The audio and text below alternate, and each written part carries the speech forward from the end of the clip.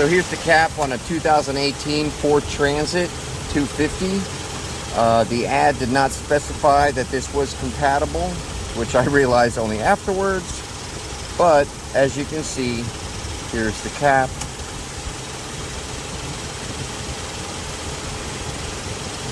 And you've got to kind of thread it properly and then push down a little bit as you turn because of the way it's designed. And then it'll catch. And you see how many turns I had to do that to get that down in there.